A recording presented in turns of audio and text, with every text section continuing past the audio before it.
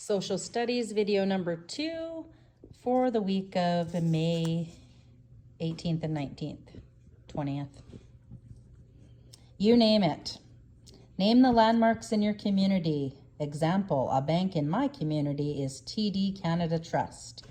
So for these, you can use Bonnyville, you can use Fort Kent, you can use Ardmore, you can use Cold Lake. We'll consider those all our community because those are the communities we shop in.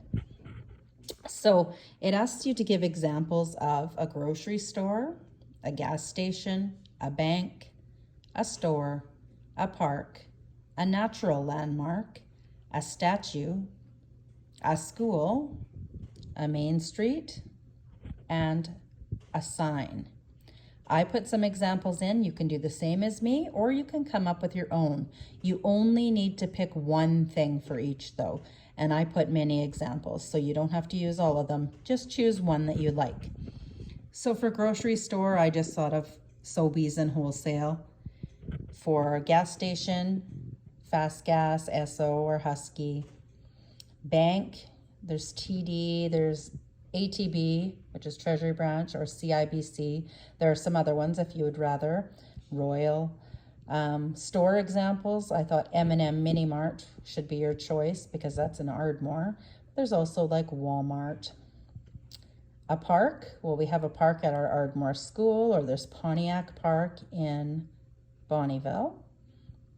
A natural landmark in our area would be the Beaver River. So a natural landmark means it's just there. It's part of the land. It's not something that somebody made, not a person that made it. Statues, well, in Bonnyville, there's the Angus Shaw statue. In Ardmore, we have the duck. In Cold Lake, they have the sailboats. A school, well, Ardmore School is our obvious one. Bonnyville has H.E. Burgwin, Duclos, BCHS, Notre Dame. Main Street, all 3 towns have main streets, all 4, Fort Kent, Ardmore, Cold Lake, Bonnyville. And some signs. Across Bonnyville Main Street, you'll see a sign like welcoming people to Bonnyville, and it says it's multi-natural. And then in Cold Lake, the sailboats could be considered signs too, because they have kind of a flag saying like welcome to Cold Lake, welcome to our town. And then when you leave, thanking you for coming.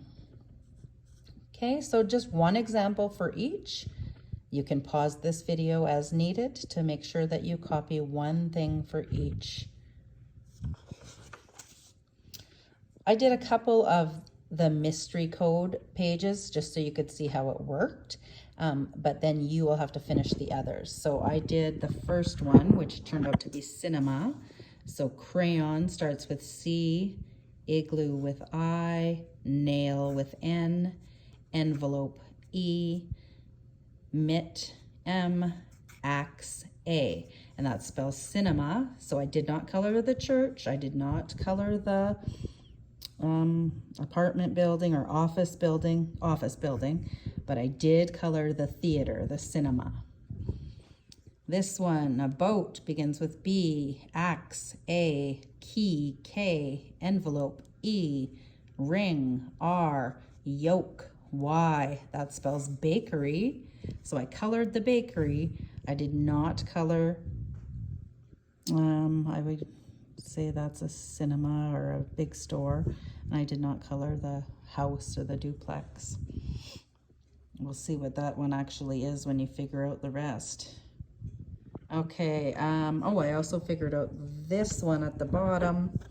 Orange, O, fish, FF. In the box, I.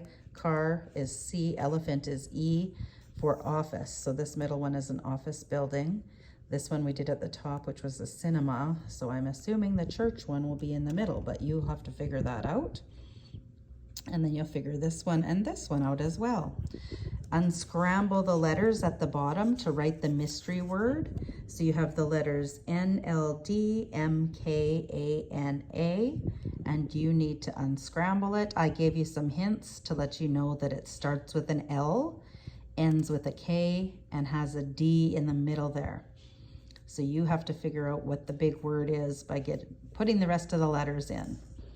So once you get back to school, I'll check to see if you got the other mystery code places and if you got the mystery word. Okay, you'll also do the Solve It page. Use the grid to solve the joke below. And so how you solve is it gives you a letter and a number. So you find, so this one is A3. You find A and 3 and go to where they meet, which is T. So you'd put a T on the line. Then you see a D and a 5. So you go to the D and to the 5. Where they meet is H.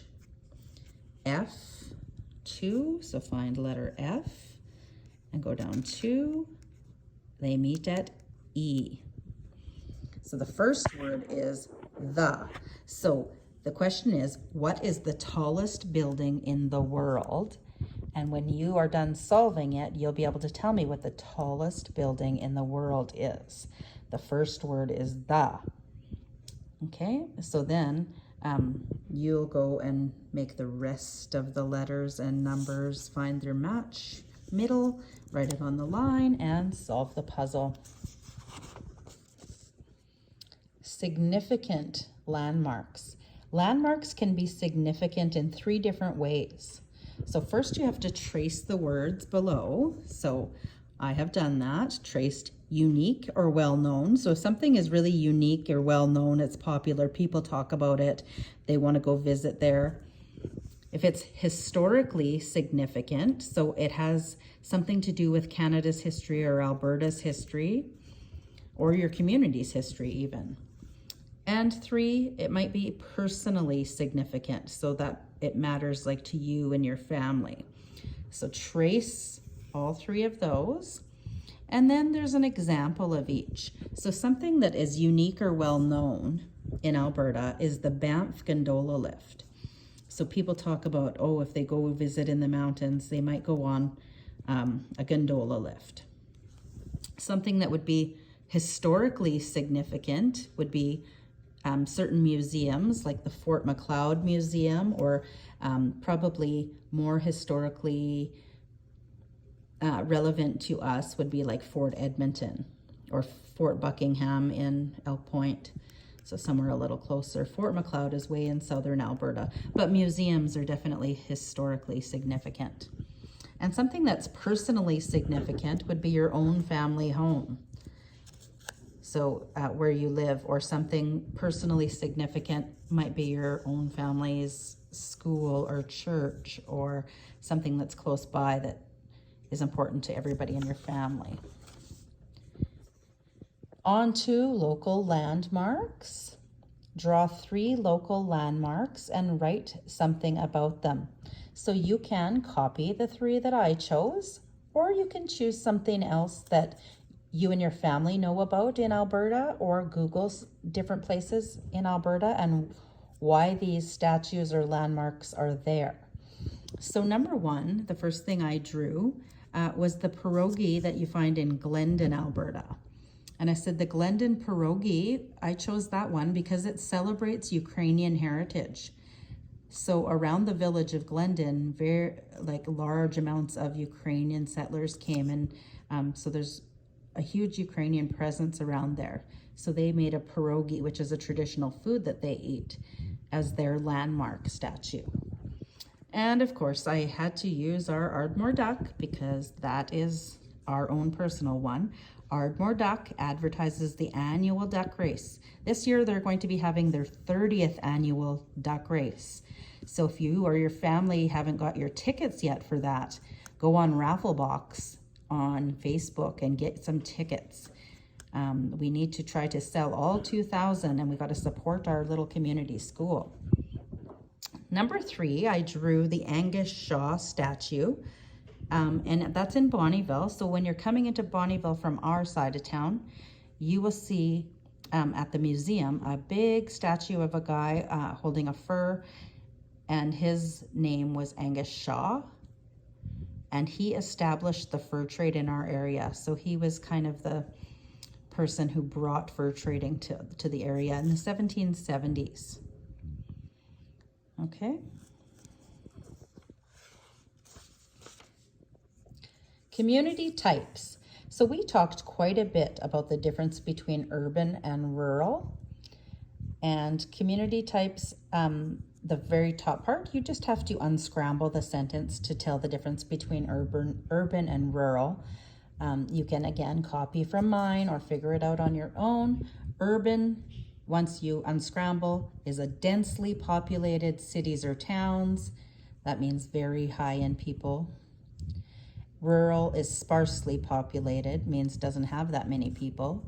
Areas outside of cities or towns. So rural is in the country and urban is in the city. Okay, and then it asks you to draw something that you might find in each community. So for urban, I drew lots of tall buildings, lots of people on the street, lots of cars, and said what I drew for the city, urban. And I also drew rural. I drew a barn with a brand on it and some farm animals.